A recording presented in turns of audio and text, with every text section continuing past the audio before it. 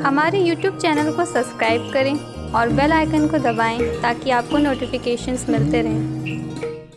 आप लोगों से पहले दिन ये कहा था कि आप कुछ बोइए ताकि आपकी फसल में हीरे और मोती पैदा हों। न बोएंगे तो फिर नहीं पैदा हुआ आपके में, इसलिए बोने वाली बात क्या बोएं। उस दिन हमने कहा था आपसे कि अपना श्रम बोइए, अपना श्रम बोइए, समय बोइए, साधन बोइए।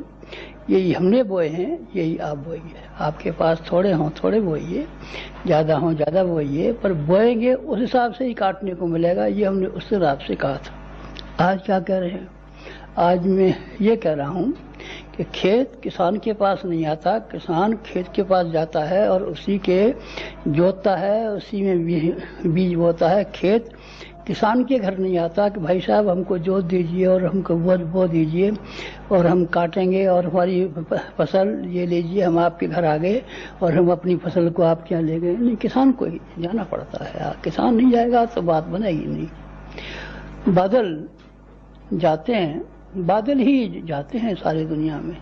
दुनिया बादलों के पास जाए, दुनिया बादलों से ये कहे कि हम आपके पास आए हैं और हमको पानी बरसा दीजिए और हमको पानी पिला दीजिए और हमको यहाँ जरूरत है। नहीं, कोई नहीं जाता, बादल ही जाते। जो बड़ा है वही छोटों की पता लगाने के लिए जाता है। कौन का दुख है, किसको क्या आवश्यकता है, किसके लिए क्या करना चाहिए, ये तलाश करना उनका काम है जो बड़े हैं। प्राचीन काल में भी यही होता रहा, अभी भी ये होता रहा है। सूरज घूमता रहता है, सारे ग्रह और उपग्रह सूरज के पास नहीं जाते कि हम आपके पास आए हैं, लाइए रोशनी दे दीजिए।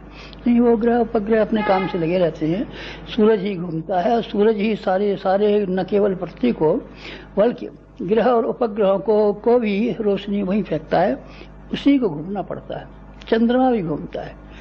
हवा के पास लोग नहीं जाते कि हमको ऑक्सीजन की जरूरत है। ऑक्सीजन का एक सिलेंडर कितना हमको आता है और सारी जिंदगी भर में तो आप हजारों सिलेंडर ऑक्सीजन गैस खत्म कर लेते हैं। गए हैं आप कभी हवा के पास? नहीं, हवा ही आपके पास आती है, आपको पता भी नहीं चलता कब हवा आई थी कब नहीं आई थी। आप सोए हुए होते हैं तो अभी आपकी नाक में घुस जाती है, फेफड़ों में घुस जाती है और आप जिंदा रहते हैं। महत्वपूर्ण व्यक्ति ही हमेशा दुखियारों के पास गए।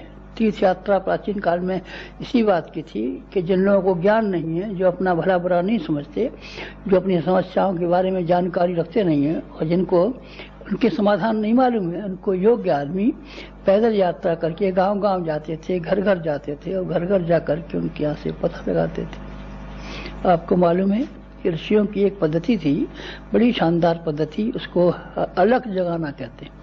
अलग जगाना कहते हैं, घर घर जाते थे, अलग जगाते थे, भिक्षा भी मांगते थे। कोई न कोई बहाना तो चाहिए, बिना बहाने के बिना तो कैसे जाएंगे। हम भी जब मालवीय जी के साथ में आसनसोल जेल में थे तब उन्होंने ये कहा था, लोगों से संपर्क बनाओ।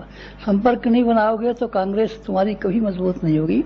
लोगों के जितने संपर्क होंगे, तो हमने कहा हम कैसे संपर्क बनाए, किसी बहाने बनाना पड़ेगा। एक मुट्ठी अनाज हर एक से मांग करके लाओ अथवा कुछ और कुछ करो। बहरहाल संपर्क के लिए कोई बहाना तो चाहिए। ऋषियों के पास यही बहाना था कि वो एक टुकड़ा रोटी मांगते थे अथवा एक मुट्ठी अनाज मांगते थे। अरे हम बैठ के खिला देंगे आपको, पूरा जितना भोजन चाहिए आप यहीं बैठ के खा जाए। कि ये नहीं भाई साहब, हम आप क्या नहीं खा सकते, क्योंकि हमारा संपर्क नहीं बनेगा। संपर्क बनाने के लिए हमको एक मुट्ठी अनाज ही 100 घरों से मांगना पड़ेगा, ताकि 100 घरों में जाएं और उन लोगों से पूछताछ करें, उन लोगों की बात मालूम करें, उनके दुख और दुख की बात मालूम करें, अपनी बात उनसे कहने का, उनकी बात सुनने का एक मौका तो आया। भिक्षा से क्या है, भिक्षा तो आदमी चार मेहनत, थोड़ी सी मेहनत कर ले तो अपना पेट भर लेगा। पेट भरने के लिए नहीं जाते थे, पेट भरने लायक नहीं थे वो, अपाहिज नहीं थे वो। लोगों के पास संपर्क का कोई बहाना जाते थे, अरे भाई लाओ रोटी का एक टुकड़ा हमको दो।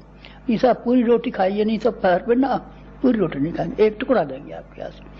संपर्क बनाते थे। संपर्क बनाना बड़ा काम है। लोगों के पास, गए हुए लोगों के पास, गए गुजरों के पास आपको ही संपर्क बनाना पड़ता है। नारद जी से भक्ति के संवाद सुनने के लिए, उनके कीर्तन सुनने के लिए जनता इकट्ठी नहीं होती थी। नारद जी 2.5 घड़ी ही एक जगह बैठते थे और 2.5 घड़ी के बाद में फिर वो दूसरी जगह चले जाते थे, तीसरी जगह चले जाते थे। बराबर उनका घूमना फिरना ही बना रहता था। नारद जी इसका कीर्तन सुनने के लिए कभी सभा नहीं हुई, कभी कमेटियाँ नहीं हुई।